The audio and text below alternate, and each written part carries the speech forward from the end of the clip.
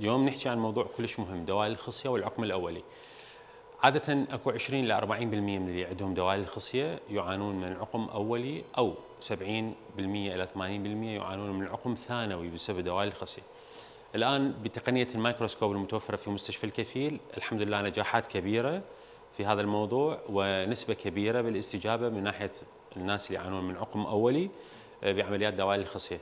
هي عملية تجرى تحت التخدير النصفي أو العام، تطول تقريبا ربع ساعة مو أكثر، تحت تقنية بالميكروسكوب أكيد وبتقنية الميكروسكوب بحمد الله، وبفضله المريض يخرج نفس اليوم من المستشفى وبنتائج باهرة إن شاء الله. مريضنا اليوم اشتغلنا جهتين، كان عنده جهتين دوالي الخصية مع صفر حيامن، يعني تحليل المنوي مالته عنده صفر حيامن، فأخذنا خزع للفحص المجهري. الحمد لله طلع بالفحص المجهري انه عنده حيامن، خزع من الخصيه طبعا الفحص المجهري، بحمد الله انه طلع عنده حيامن بالفحص المجهري، وجمدنا له العينات اللي طلعت الحمد لله، وان شاء الله هو يكون قادر الان على الانجاب بالتقنيات المساعده للانجاب المتوفره في مستشفى الكفيل.